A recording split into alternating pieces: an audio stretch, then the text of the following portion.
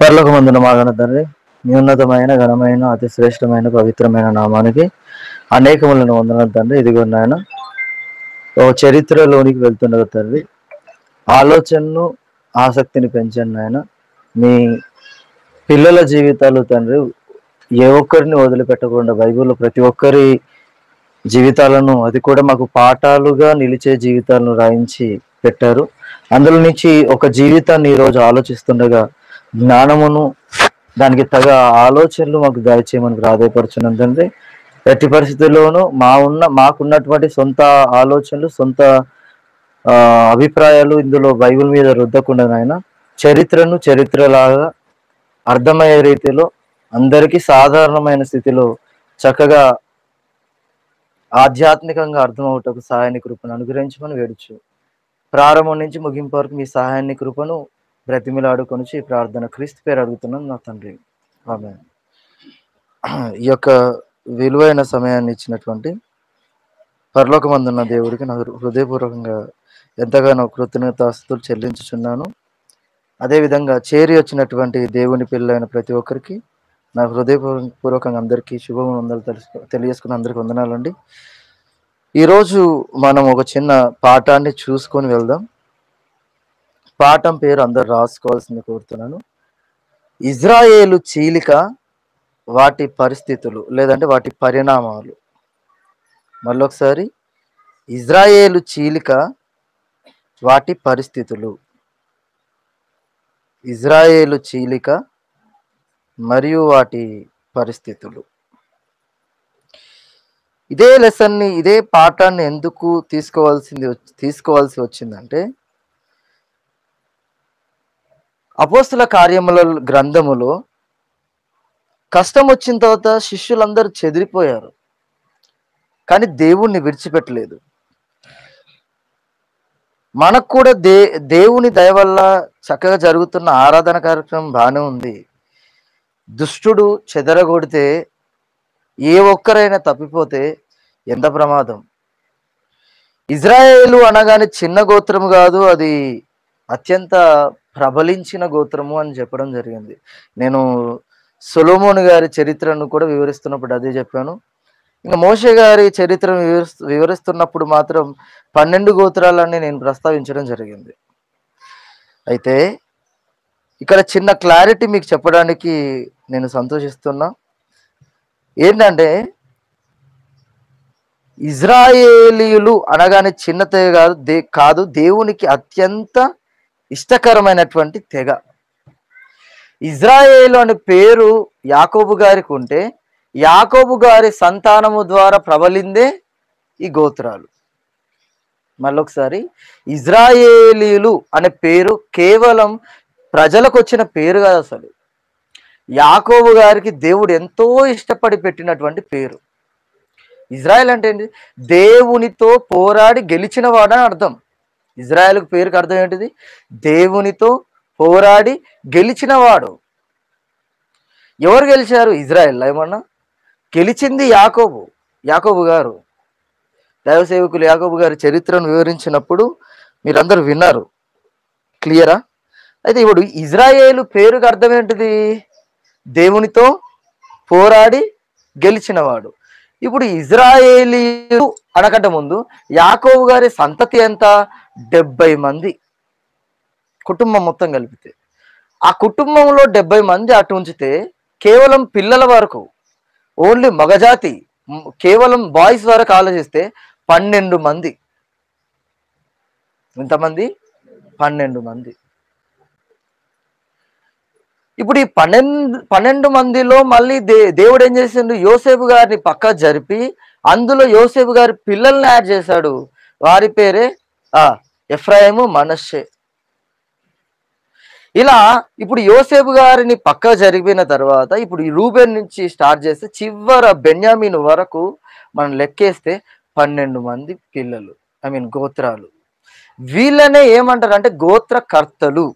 మళ్ళానండి, గోత్రకర్తలు అంటే ఈ గోత్రానికి వీళ్ళే యజమాని, లేదంటే వీళ్ళే మూల పురుషులు. ఫర్ ఎగ్జాంపుల్, ఉదాహరణకు మ్యూజిక్కి ఎవరు మూలం అని అంటే మీరేం చెప్తారు చెప్పండి? ఫలానా ఎస్పీ అంటారా? చెప్పండి. సంగీత దర్శకులు అంటే ఇప్పుడు ఉన్నటువంటి డైరెక్టర్స్ గురించి చెప్తారా? చూపిద్దామంటారా? చూద్దాం ఒకసారి. ఈ పనిముట్లకు ఎవరు ఇంతకీ మూల పురుషులు? మన సైన్స్ కూడా తెలియాలి, ప్రతిదీ తెలియాలి. ఒకసారి ఆదికాండము 4వ అధ్యాయం, ఆదికాండము 4వ అధ్యాయం ఒకసారి 21వ వచనం చూడండి. అతని సహోదరుని పేరు యూబాలు, ఇతడు సితారాను సానికను. ఎవరికి? వాళ్ళందరికీ ఎవరైనా ఫాదరేనా? సంగీత పితామహుడేనా? దర్శకుడేనా? అవును. ఈ రోజుల్లో మన లోకంలో ఉన్న ప్రతి ఒక్క మూవీ చూసేసి మనం ఏమనుకుంటున్నాం అంటే, ఓహో క్రైస్తవులు ఏం చేయలేదు, అసలు దేవుడు ఏం చేయలేదు అని మనం అనుకుంటున్నాం. కానీ ప్రతీది భూమి మీద ఉన్న ప్రతీది దానికి దేవుడే మూలం. కానీ దేవుని పేరు కొట్టేసి మనం ఏం చేస్తున్నాం? మన పేర్లు రాసేసుకున్నాం కాబట్టి దేవుడు కనిపించట్లేదు ఇక్కడ. ఇంకా కిందికి వెళ్తే మీరు ఇంకో ఆశ్చర్యమైన విషయం ఉంటుంది చూడండి ఒకసారి. ఇంకా ఆ కిందికి కాకుండా ఒకసారి పై వచనం చూడండి, 20వ వచనం చూడండి ఒకసారి.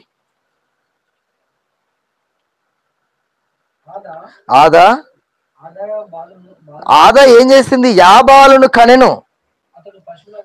అతడు పశువులు గలవాడై గుడారములలో. ఎవరికి నివసించే వారికి? గుడారాల్లో. అంటే ఈ టెంట్స్, ఇల్లులు ఇవన్నీ ఎవరి వల్ల వచ్చినాయి? ఈయన వల్ల. ఇప్పుడు చెప్పండి, ఈ రోజుల్లో ఇంజనీర్లు పనికొస్తారు. ఈయన ముందు చెప్పాలంటే ఒక ముక్క. ఇంజనీరింగ్ చదువుతురు కానీ ఈయనేం చదివాడు చెప్పండి. అలాగే 12 గోత్రాల పేర్లు ఉన్న వాళ్ళందరూ, వీళ్ళందరూ కర్తలు. ఏ కర్తలు? గోత్ర కర్తలు. అంటే గోత్రానికి మూల పురుషులు వీళ్ళు. మీ గోత్రానికి ఎవరంటే ఫలానా వాళ్ళ నాన్న కాదు, ముత్తాత దగ్గరికి వెళ్ళాలి, దాటి తరాలు దాటి దీనికి మూల పురుషుడు ఎవరు అని వెతుక్కుంటూ వెళ్ళాలి. అయితే ఈ 12 మంది గోత్రాలు ఓకే, బాగానే ఉంది. దావీదు వరకు బాగానే ఉన్నాయి. సొలొమోను, జ్ఞానవంతుడైన సొలొమోను గారి వరకు ఈ 12 గోత్రాలు బాగానే ఉన్నాయి. కానీ సొలొమోను గారి కుమారుడు ఎంటర్ అయిన తర్వాత గోత్రాలు చిందరవందర అయిపోయాయి. మీరు నమ్మాలి. ఇక్కడ నేను ఒక చిన్న పాయింట్ చెప్తాను, నోట్ చేసుకోవాలి బాగా. మనం బాగానే ఉన్నాం. మనం ఎక్కడ టెన్షన్ పడాలంటే మన పిల్లల దగ్గర టెన్షన్ పడాలి. నేను సంఘాన్ని బాగానే నడిపించుకుంటున్నా, లేదంటే సంఘంలో నేను బాగానే వస్తున్నా, సంఘస్థులను కూడా జమ చేస్తున్నా, లేదంటే సంఘంలో ఉన్న వారందరితో ఐక్యతగా వెళ్తున్నా. కానీ మన పిల్లల పరిస్థితి ఏంటిది? వాళ్ళు లోకరీతులు నేర్చుకొని, లోక పద్ధతులు నేర్చుకొని రేపటి నాటికి సంఘస్థులనే దూరం చేసే పిల్లలుగా మారిపోతే ఎంత భయమో కదా, ఎంత టెన్షనో కదా. మరి మన పిల్లల పరిస్థితి ఏంటిది? మన తర్వాత రాబోయే తరము పరిస్థితి ఏంటిది? ఇప్పుడు మా తరం ఉంది, ఇప్పుడు మీ తరం అయిపోయిన తర్వాత మా తరంలో ఇంత మంచి వాక్యాన్ని మేమే చెడగొట్టుకుంటే చెప్పండి, మేమే చెడగొట్టుకుంటే అంటే మీకు ఎలాంటి బాధ ఉంటుంది? అయ్యో మేము బాగానే ఉన్నాం కానీ మా పిల్లల జనరేషన్ బాగాలేదు. ఎవరు కారణం? మీరే. ఇది ఒప్పుకోవాలి మీరు. సొలొమోను గారికి రాజు, జ్ఞానవంతుడు, అంత మంచిగా ఉన్న ఆయన కడుపున పుట్టింది ఎవరు? రెహబాము అనే కుమారుడు. ఆయన రాజు అయ్యాడు. పోనీ సామాన్యుడిగా మిగిలాడంటే రాజుగా అయిన తర్వాత ఈయన కూడా సమపాలన చేయాలి కదా, తండ్రిలాగా పాలించాలి కదా. కాదు, గోత్రాలు చీలికలు అయిపోయాయి ప్రేమైన వాళ్ళారా. అదే మీరు రాసుకోవాలి. ఆ గోత్రాలే 10 గోత్రాలు ఉత్తర రాజ్యంగా మారిపోతే ఇంకా 2 గోత్రాలు మిగిలాయి, అవి దక్షిణ రాజ్యంగా మారిపోయాయి.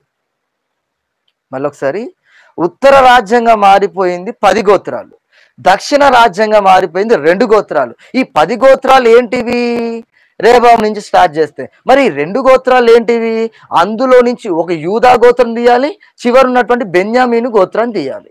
ఈ యూదా బెన్యామీను గోత్రాలు తప్పించి మిగిలిన గోత్రాలన్నీ కలిపితే 10 గోత్రాలు.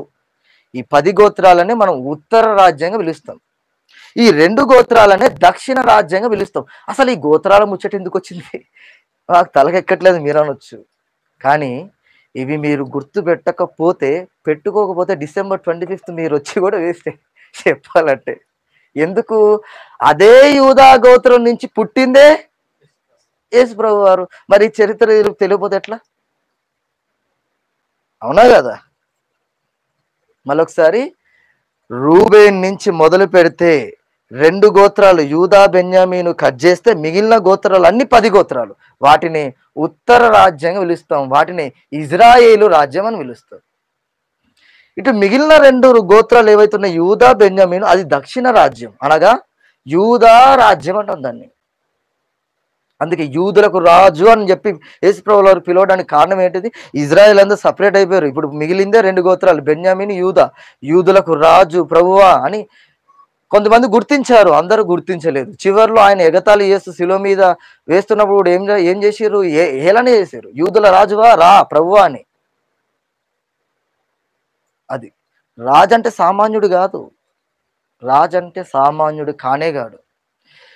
దావీదు ఎదురు చూసింది అదే రాజు గురించి, సొలొమోను ఎదురు చూసింది అదే రాజు గురించి. మీరు నమ్ముతారు నమ్మరు, స్టార్టింగ్ ప్రారంభంలో ఆదాము కుమారుడు హేవేలు గారు ఎదురు చూసింది కూడా అదే రాజు. ఏ రాజు? యూదారాజు, యేసు ప్రభు.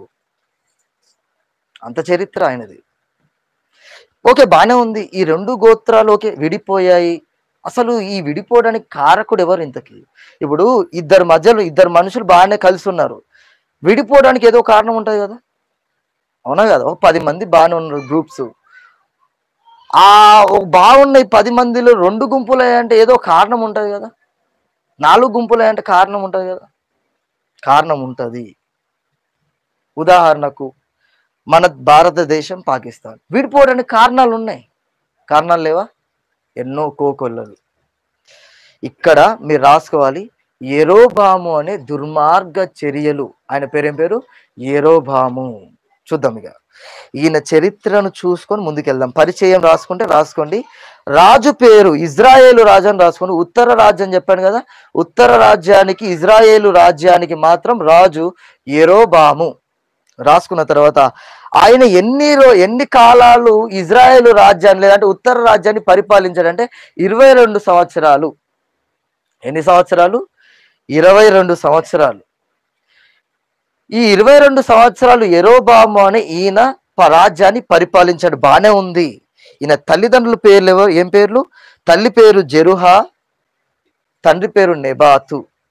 మళ్ళొకసారి, తల్లి పేరు జెరుహా, తండ్రి పేరు నెబాతు. ఓకే, ఈయన చరిత్ర ఎక్కడ మనకు లభిస్తుంది అంటే ఈయన ప్రస్తావనను పెట్టుకొని దాంట్లో రాజులు మొదటి గ్రంథం 12, 13, 14 అధ్యాయాలు దొరుకుతుంది. అదేవిధంగా దినవృత్తాంతములు 2వ గ్రంథం 10వ అధ్యాయంలో ఈయన చరిత్ర దొరుకుతుంది. వెళ్దాం ఇక శురు చేద్దాం. రాజులు మొదటి గ్రంథం 11వ అధ్యాయం. రాజులు మొదటి గ్రంథం 11వ అధ్యాయం 28వ వచనం. అయితే యెరోబాము అను ఇతడు ఎలాంటి వాడై ఉన్నాడంట? మహాబలాఢ్యుడై ఉండగా యవనుడగు ఇతడు. ఎలాంటి వాడు ఇంతకీ? ముసలోడా? యవనస్తుడు. యవనస్తులు అందరూ బాగా బ్రెయిన్లో పెట్టుకోవాలి ఈయన పేరు, ఎందుకంటే మనమే దుర్మార్గ చర్యలు చేస్తున్నప్పుడు ఈయనను గుర్తుకు రావాలి మనం కాబట్టి. నెక్స్ట్, ఇతడు పనియందు శ్రద్ధ గలవాడని ఎవరి కాలంలో ఉన్నాడు ఇంతకీ? సొలొమోను గారి కాలంలో కూడా ఉన్నాడా? ఉన్నాడు. బానే ఉంది.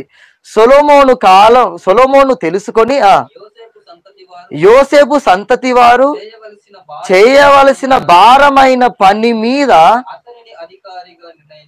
ఇప్పుడు చెప్పండి, యెరోబాము ఎలాంటి వాడు?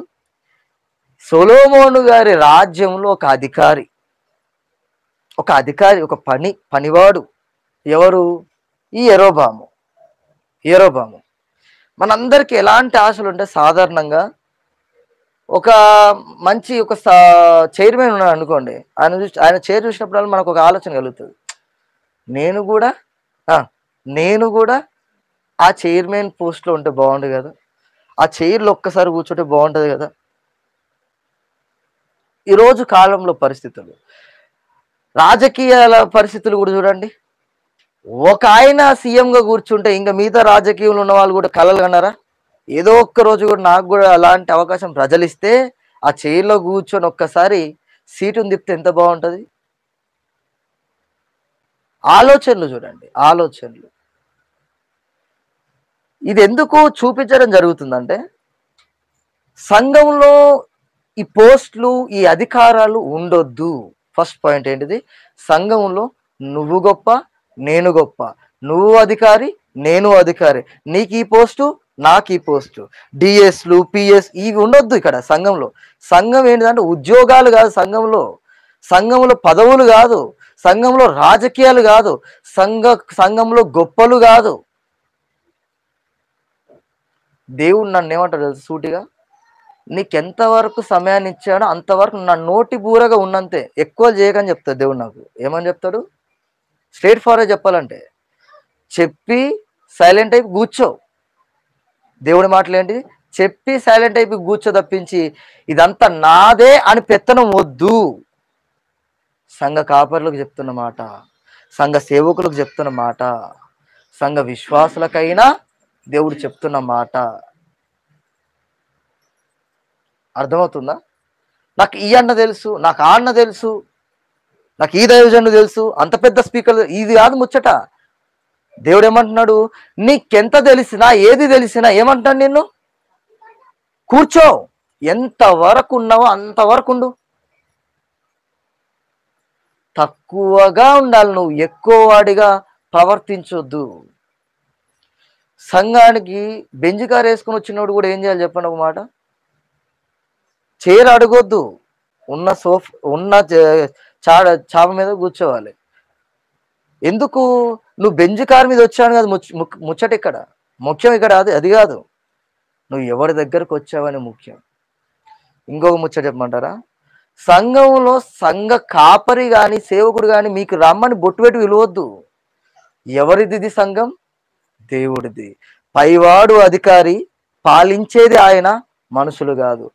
సమయానికి నువ్వు రావాలి, లేదంటే నీ బ్రెయిన్లో ఉన్న ఫ్యూజ్ని తీసేది ఆయన్నే. అవును, మీరు నమ్మాలి, మీరు ఒప్పుకోవాలి. ఇప్పుడు ఒక గంట అలిగిర్రు సంఘ కాపరి మీద, లేదు సంఘ సేవకుడి మీద, ఇది చేసిరు అది చేసిరని. నువ్వు అలిగేది ఎవరి మీద? సేవకుడి మీద కాదు, దేవుని మీద.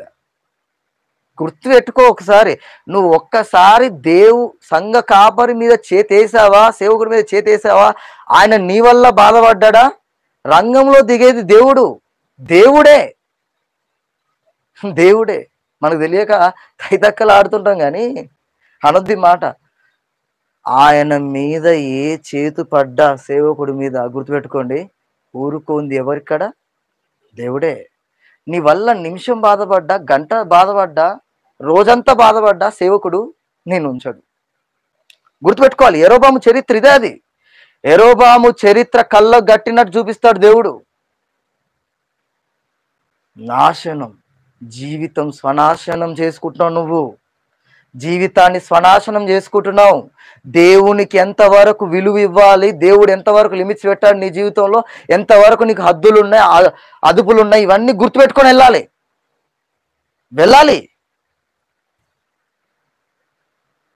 వెళ్ళకుండా నేను అతి చేస్తానంటే దేవుడు ఒప్పుకోడు. ఓ ఉదాహరణ చెప్తాను. సేవకుడు మనకు బాగా పరిచయం అయితే నీ హద్దులు దాటి వెళ్తున్నావా సేవకుడి మీదికి? టార్గెట్ ఎవరి దృష్టిలో పడతావు నువ్వు? అది ముచ్చట. నీ హద్దులు దాటి నువ్వు ప్రవర్తిస్తే వెంటనే దేవుడు కలుగజేసుకుంటాడు. నీ హద్దులో నువ్వు ఉన్నావు అనుకో, దేవుడు నిన్ను చూస్తాడు, సేవకుడిని కాపాడుతాడు. లేదు, నీ హద్దులు దాటుతానంటే దేవుడు కూడా ఏం చేస్తాడు? ఆ హద్దును చెరిపి నిన్ను లేకుండా చేస్తాడు. నేను చెప్తున్న మాటలు కాదు, చరిత్రలో అన్ని సాక్ష్యాలే. ఓ మాట చెప్తే వింటారా? నెబుకద్నెజర్ అనే వ్యక్తిని గడ్డి తినిపించాడు దేవుడు. రాజు ఆయన, బబులోను రాజు. మీరు కొట్టండి ఇప్పుడు గూగుల్లో, బబులోను అంటే ఎంత గొప్ప దేశమో, ఎంత గొప్ప ప్రాంతమో. ఆ ప్రాంతానికి రాజునే వదిలిపెట్టలేదు దేవుడు, గడ్డి తినిపించాడు ఆ రాజుకి. నువ్వు నేను. అందుకే సన్నిధి అనగానే వణుకు పుట్టాలి, దేవుడు అనగానే వణుకు, షివరింగ్ స్టార్ట్ అవ్వాలి. చూద్దాం ఈ యెరోబాము సొలొమోను గారికి అధికారం ఉన్నాడు. ఈయన ఏం చేశాడు? ఇంతకి వెన్నుపోటు పొడిచాడని చెప్పాలి. ఒక ముచ్చట్లో చెప్పాలంటే చూద్దాం. 26వ వచనం, అదే అధ్యాయం 26వ వచనం. మరియు సొలొమోను సేవకుడైన యెరోబాము సహా రాజు మీదికి లేచెను. చూసారా? సొలొమోను సేవకుడైన యెరోబాము సహా రాజు మీదికి. ఏ రాజు మీదికి? రాజు మీదికి లేచాడా యెరోబాము? లేచాడు. మనం కూడా సంఘంలో ఏదో ఒకటి వచ్చిందని సంఘం మీదకి లేచామనుకోండి, సంఘము 2 ముక్కలైతే ప్రియమైన వాళ్ళారా, గుర్తుపెట్టుకోండి. ఇది బాధతో చెప్తున్నమాట. నాకు ఇది కాలేదు, అది కాలేదు, నాకు ఇంత సఫిషియెంట్ లేదు, నాకు అనుకూలంగా ఎవరు లేరు. నీకున్నా లేకపోతే నువ్వు ప్రార్థనలు పెట్టు, లేదంటే మాట్లాడుకో, లేదంటే దేవుని దగ్గర రిక్వెస్ట్ చేసుకో. ప్రభువా నాకు ఇది కావాలనుకున్నా లేదు, లేదంటే నాకు ఇలాంటి ప్రాబ్లం ఉంది సంఘస్థులతోనా వ్యక్తులతోనా, ప్రేయర్ చేయి. కానీ ఆ ఇంపాక్ట్ లేదంటే ఆ ప్రభావం లేదంటే ఆ బాధ సంఘం మీద చూపించావనుకో, సంఘం 2 ముక్కలైతే ప్రియమైన వాళ్ళారా. యెరోబాముకు ఉన్నటువంటి పిచ్చి ఆశ రాజు కావాలని, ఆ పిచ్చి ఆశ వలన ఏం చేశాడు? రాజు మీదకే లేచాడు. మంచిగా ఉన్న 12 గోత్రాలు అన్నదమ్ములు చెప్పాలంటే ఎవరు? అన్నదమ్ములు లాంటి గోత్రాలు అవి. ఒకే తండ్రి నుంచి వచ్చిన గోత్రాలు అవి. ఆ గోత్రాలు విడిపోయి అంటే ఎంత పాపం కట్టుకున్నాడు చెప్పండి ఈయన యెరోబాము. ఎంత పాపాన్ని మూట కట్టుకున్నాడు చెప్పండి యెరోబాము. చాలా చాలా. ఇప్పుడు ఒక మాట చెప్తాను. ఈ రాజ్యం లేదంటే ఇజ్రాయేలు గోత్రాలన్నీ విడిపోవడానికి ఏం ప్రాబ్లం? అసలు యెరోబాము లక్షణాలే ప్రాబ్లం. మళ్ళీ ఈ రాజ్యం ఇజ్రాయేలు 12 గోత్రాలు అనే వాళ్ళు వీళ్ళందరూ విడిపోవడానికి కారకం ఏంటిది? కారణం ఏంటిది? రీజన్ ఏంటిదంటే ఈయనలో ఉన్నటువంటి చెడ్డ ఆలోచన, అతి ఆశ. ఇది ఎందుకు నేను స్ట్రెస్ చేసి చెప్తున్నా అంటే, సంఘంలో ఉన్న మనకు ఆశలు అతిగా ఉండొద్దు. తినడం ఆశ ఉందా? దేవుడు ఇస్తాడు ఏదో ఒక రోజు. కానీ అతి ఆశ, మీరిపోయిన ఆశలు మనలో ఉన్నాయనుకోండి, అది నీకు మంచిది కాదు, సంఘానికి మంచిది కాదు. సంఘం మీద నీ వల్ల ప్రభావం పడింది అనుకో, దేవుడు ఎవరిని టార్గెట్ చేస్తాడు? ఎవరిని చూస్తాడు దేవుడు? ఎవరిని లెక్క అడుగుతాడు దేవుడు? నిన్ను అడుగుతాడు. ఎందుకు? నీకు ఆ బలమైన ఎక్కువ అతి ఆశ ఉండడం వల్లే కదా నా సంఘం అంత ముక్కలైపోయింది. నువ్వే కాక ఆశను చంపేసుకుంటే నా సంఘం ఇంత ముక్కలు కాకపోయేది కదా అనే క్వశ్చనింగ్స్ కూడా నీ దగ్గరకు వస్తాయి.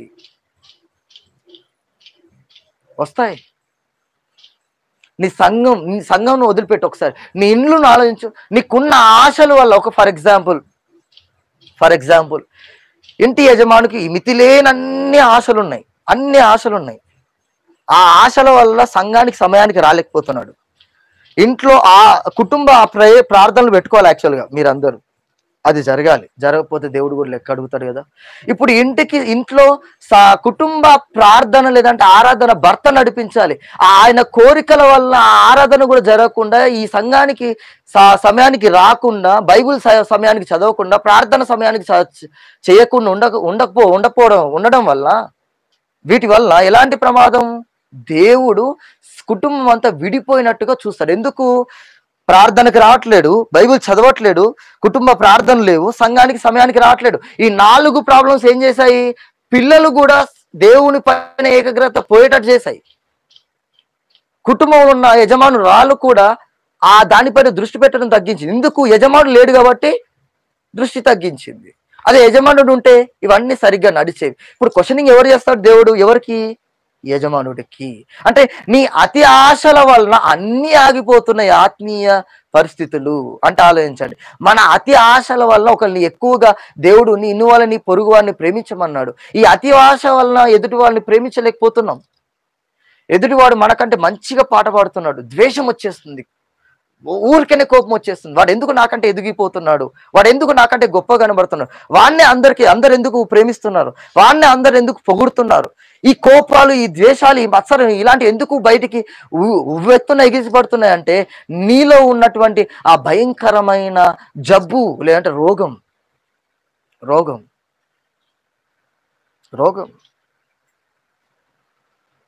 ఈ రోజుల్లో చాలా మంది వాక్యం చెప్పే వారిపైన కూడా అటాకులు జరుగుతున్నాయి. చెప్పండి. చూడండి, ఇప్పుడు ఒక వీడియో మాట్లాడిన తర్వాత ఉంటారు, గుంపు గుంపుగా ఉంటారు, వీడియో చూస్తారు, సెటైర్ల మీద సెటైర్లు వేసుకుంటారు, పంచుల మీద పంచులు వేసుకుంటారు. ఏమంటారు తెలుసా? ఊర్లో ఎవరైనా చరిత్రలు చెప్తారా అని మాట్లాడుకుంటారు, పంచులు వేసుకుంటారు. వాళ్ళకి ఏ గుంపు ఇది? అదే పని వాళ్ళకి.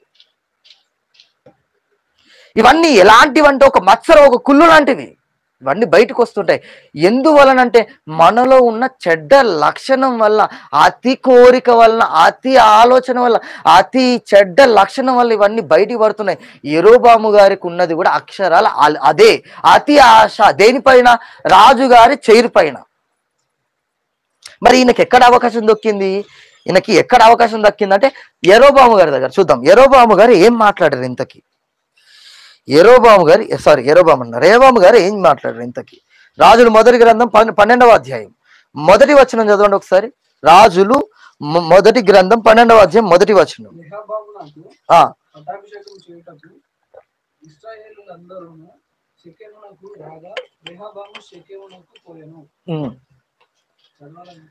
చదవాలి.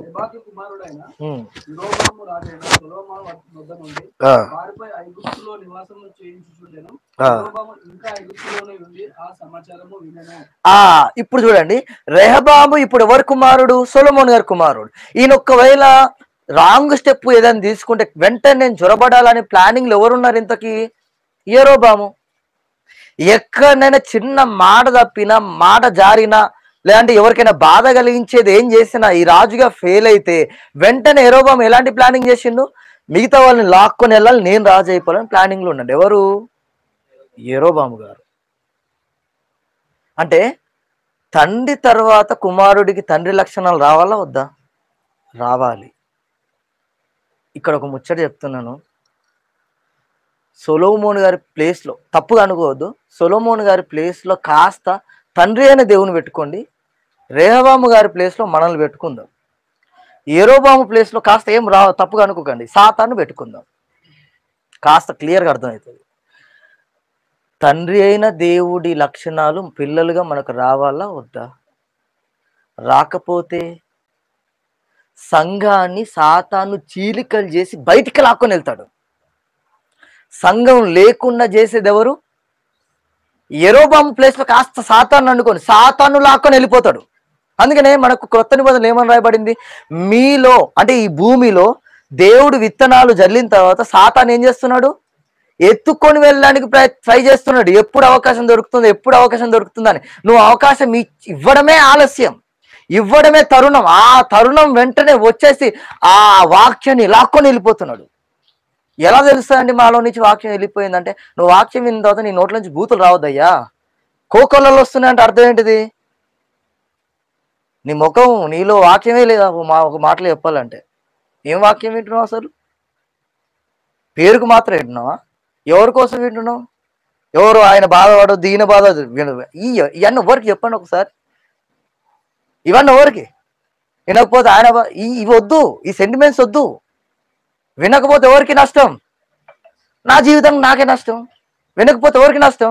నేనే నరకానికి వెళ్ళేది. అన్నగారు క్లారిటీ చెప్పారు. ఏమని? దేవుడు నరకంలో ఏరు, ఇది అబ్సల్యూట్లీ రైట్. మరి ఏది నరకంలో వేస్తుంది? నీ క్రియలే, నీ పనులే నిన్ను నరకానికి తీసుకొని వెళ్తాయి అని ప్రకటన గ్రంథం సుస్పష్టంగా ఇచ్చాడు. అంటే దేవుడు అయ్యాడు. నీ లక్షణాలు, నీ కోరికలు, ఇవన్నీ నువ్వు ఎవరి కోసం వాక్యం వింటున్నావు? ఎవరి కోసం వస్తున్నావు చెప్పు ఒక మాట. నేను సంఘానికి వెళ్తే ఆయన బాగా నన్ను చూసి హ్యాపీ ఫీల్ అవుతాడు. నీ ముఖం చూసా? ఏంది బ్యూటీ పార్లర్కి వెళ్ళినావు, నీ బంగారు ఫేస్ చూసి ఆయన అనొద్ది మాట.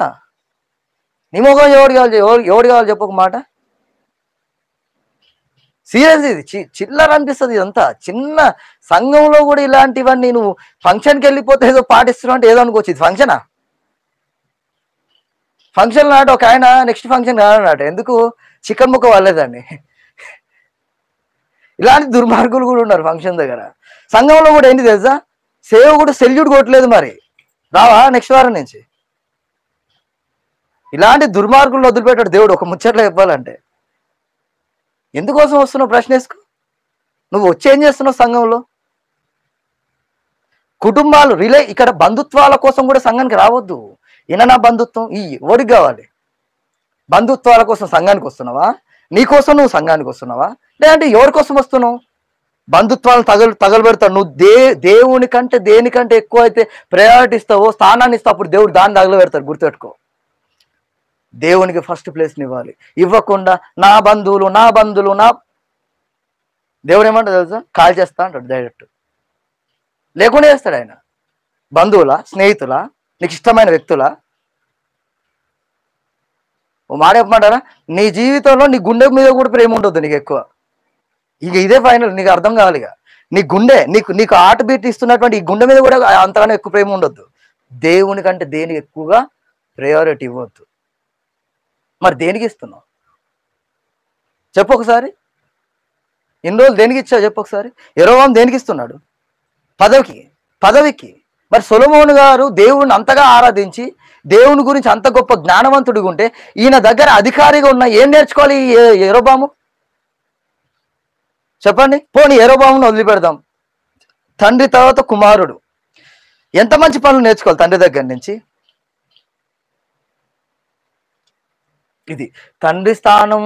సొలొమోను గారి స్థానంలో తండ్రిని పెడితే, పరలోకమందు ఉన్న తండ్రిని పెడితే, రెహబాము గారి స్థానంలో మనల్ని పెట్టుకుంటే, యెరొబోము గారి స్థానంలో సాతాను పెడితే క్లియర్ కట్ మనకు పిక్చర్. ఎందుకు చెప్పండి? క్లియర్ చెప్పమంటారా?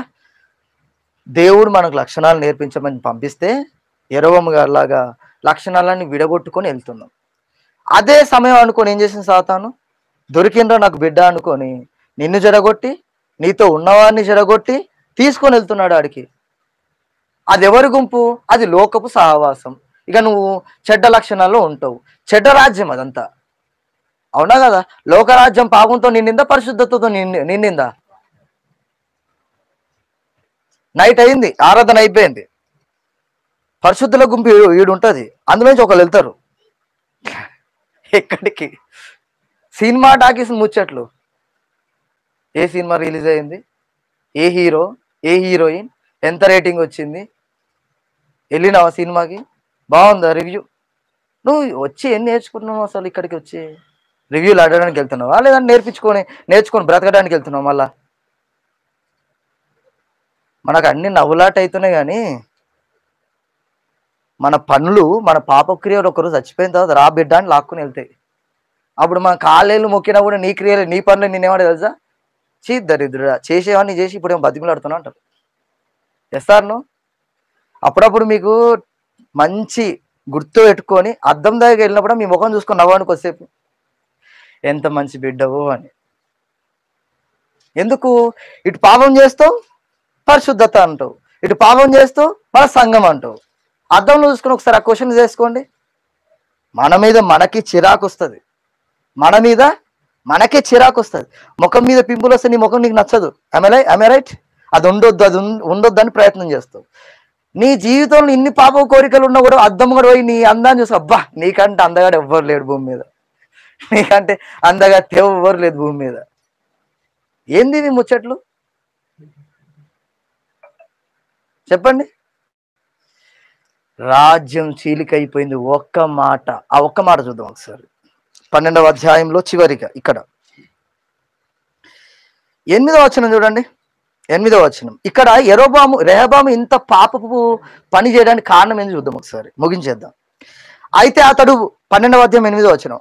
అయితే అతడు పెద్దలు తనతో చెప్పిన ఆలోచన నిర్లక్ష్యపెట్టి, పెద్దలు ఏం చెప్పారు? రెహబాము నీ తండ్రిలాగా చేయనాయన అని చెప్పి మంచి ముద్దు మాటలు చెప్పారు. ఈయనేం చేసిండు చూద్దాం ఒకసారి. అప్పుడు ఈయనేం చేసిండు? పెద్దల మాటలు నిర్లక్ష్యపెట్టి తనతో కూడా పెరిగిన యవ్వనులను పిలిచి ఆలోచన అడిగి వారికి ఇలాగ ప్రశ్న వేశాను. ఒక మాట చెప్తాను, మీరేమనుకోకండి యవనస్తులు, మీరు ఉన్నది యవన వయసే, నీతో ఉన్నవాడు యవనస్తుడే, నీకు ఉన్నది హాఫ్ సెన్సే, ఆడికి ఉన్నది హాఫ్ మెథడే. ఆన్ దగ్గర పోయి నువ్వు ఆలోచనలు అడుగుతానంటే నీకు ఇంకా ఉందా సెన్స్?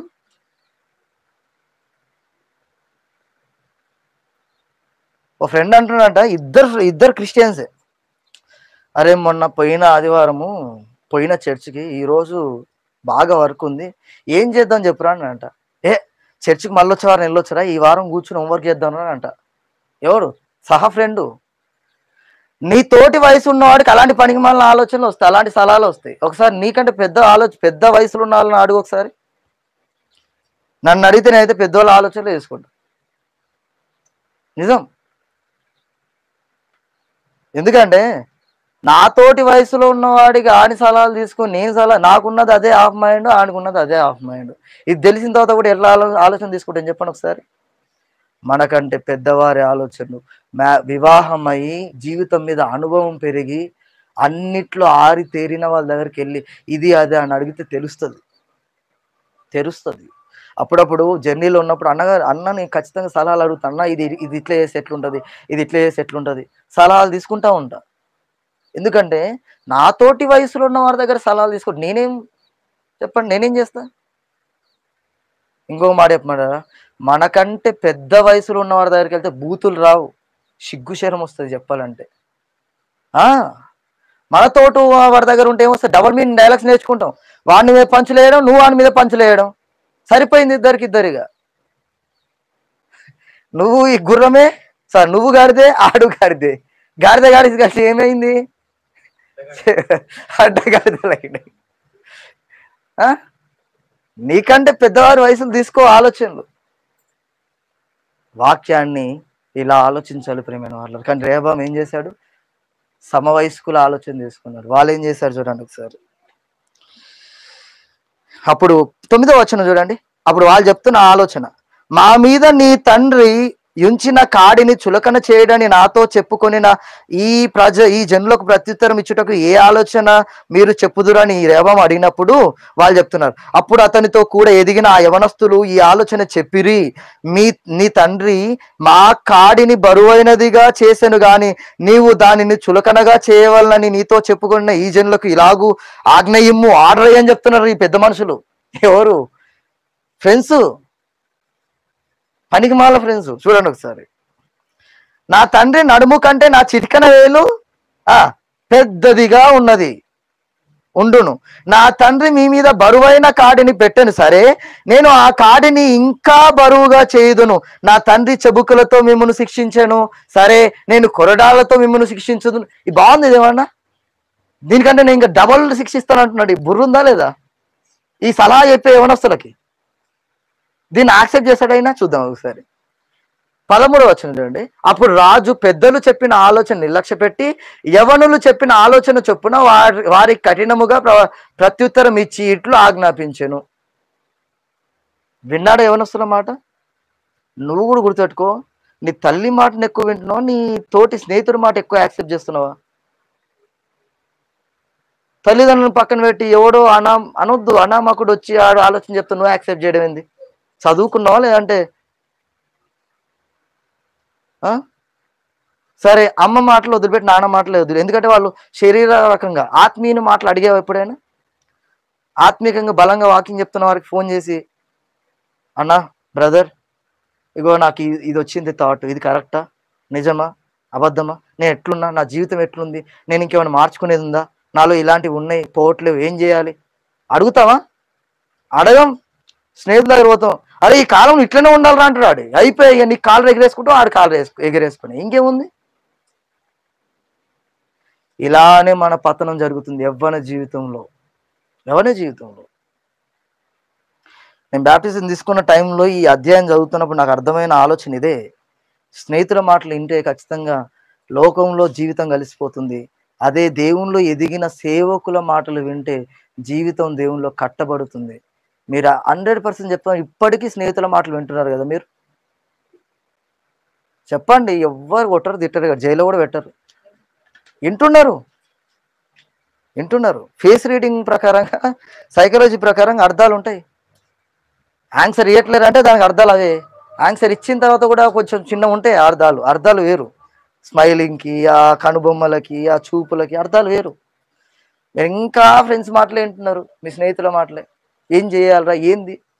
ఇంకా రేపు ఏం చేస్తారంటే ఏ బట్టలు వేసుకోవాలి కూడా ఆనికి ఫోన్ చేసి అడగండి. ఉండాలి. దేవునిలోకి వచ్చిన తర్వాత, దేవునిలో నిలబడుతున్న తర్వాత ప్రతిదీ దేవుణ్ణి అడగాలి. ప్రభువా ఈరోజు పొద్దున్నే లేచాను, ఏం చేయాలి, నీ ఆలోచన ఏంది, నీ బైబిల్ ఏం మాట్లాడుతుంది నాతోని? యెరొబాం ఆ రోజు రేబాం ఇంత చెడ్డ ఘోర పాపానికి పాల్పడ్డాడు, నేను అలాంటి పాపానికి పాల్పడొద్దంటే ఏం చేయాలి? ఈ పాపం వల్ల ఏం జరిగిందంటే రాజ్యం అంతా వద్దనుకొని యెరొబాం దగ్గరికి వెళ్ళిందండి. చూడండి 15వ వచనం. జనులు చేసిన మనవిని రాజు ఈ ప్రకారం అంగీకరింపకపోయెను. షిలోనీయుడైన అహియా ద్వారా నెబాతు కుమారుడైన యెరోబాముతో తాను పలికించిన మాట నెరవేర్చవలనని యెహోవా ఇలాగు జరిగించెను. తర్వాత నెక్స్ట్ 22వ వచనం చూడండి ఒకసారి. అంతటా దేవుని వాక్కు దైవజనుడగు షెమయాకు ప్రత్యక్షమై ఇలాగు సెలవిచ్చాను, నీవు సొలొమోను కుమారుడును యూదా రాజునైన రెహబాముతో యూదా వారందరితోనూ బెంజమీనులందరితోనూ శేషించిన వారందరితోనూ ఇట్లనుము, యెహోవా సెలవిచ్చినదేమనగా జరిగినది నా వలనే జరిగెను.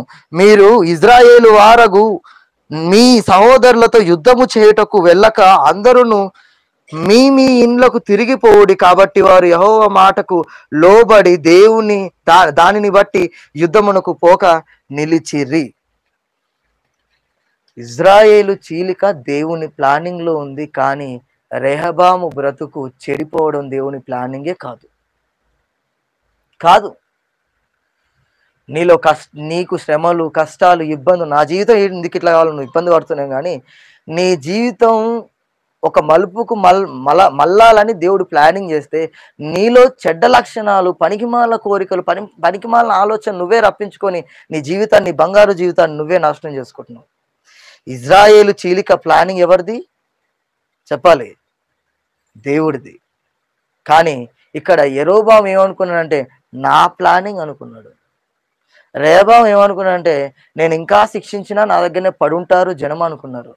కానీ దేవుడు ఒకలాగా తలిస్తే యెరోబాము ఏం చేస్తారంటే దేవునికి దూరం చేయాలి. యెరూషలేమేమో యూదా రాజ్యంలో ఉంది, దక్షిణ రాజ్యంలో యెరూషలేము ఉంది. మళ్ళీ వాళ్ళు అక్కడికి వెళ్ళిపోతే రెహబాము రాజు దాసులు అయిపోతారు, వద్దు అని చెప్పేసి ఇజ్రాయేలీలను ఆ రాజ్యంలో, ఉత్తర రాజ్యంలో ఉంచేసి గుడులు గోపురాలు కట్టి అక్కడనే బానిసలు చేసిండు యెరోబాము.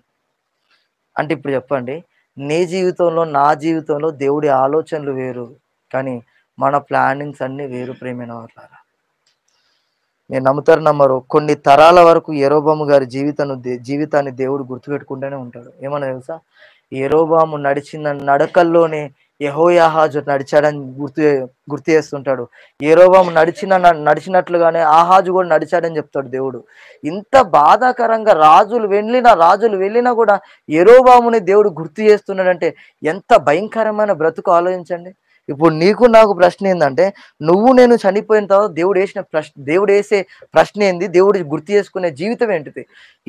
ఆ రోజు ఈ కుమారుడు బ్రతికినట్టు ఈ కుమారుని కుటుంబం కూడా అలానే ఉందంటే నీకెంత మచ్చ చెప్పు ఒకసారి.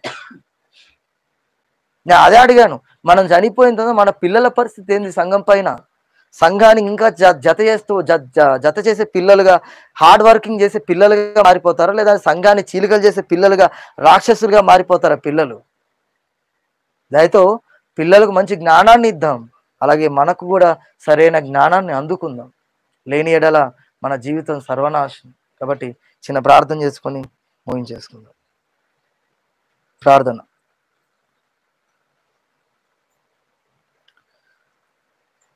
పరలోకమందున్న మా ఘన తండ్రి, మీ ఉన్నతమైన, అతి పరిశుద్ధమైన, శ్రేష్టమైన నామానికి అనేకములైన వందనాలు తండ్రి. ఈరోజు యెరోబాము గారి జీవితాన్ని గురించి ఆలోచించడం జరిగింది. ఆయన జీవితం అనేది మీరు ఒకలాగా అనుకుంటే ఆయన ఇంకోలాగా తలవడం అనేది చాలా భయంకరంగా మారింది తండ్రి. ఇజ్రాయేలు చీలిక, వాటి పరిణామాలు చాలా భయంకరంగా మారాయి. ఇంకా అనేకములైన పరిణామాలు ఉన్నాయి తండ్రి. ఇజ్రాయేలీలో వచ్చినటువంటి మార్పులు చాలా రకాలు. ఈరోజు కొన్ని రకాలు మాత్రం, ఒక చిన్న పరిస్థితి మాత్రమే మేము మాట్లాడుకున్నాం తండ్రి. మిగిలిన మాటలు మీ యొక్క సహాయాన్ని బట్టి మేము మరి యొక్క వారంలో మాట్లాడుకుంటూ సాయని కృపను అనుగ్రహించుకొని వేడుచు తదుపరి కార్యక్రమంలో తదుపరి వర్తమానంలో మీ యొక్క సహాయాన్ని కృపను అనుగ్రహించమని వేడుచు సమస్త మహిమ ఘనత ప్రభావాలు మీకే ఆరోపిస్తూ చెల్లిస్తే ఈ ప్రార్థన తప్పులుంటే క్షమించమని ఈ ప్రార్థన క్రీస్తు పేరు అడుగుతున్నాను నా తండ్రి. ఆమేన్. అందరికీ వందనాలండి.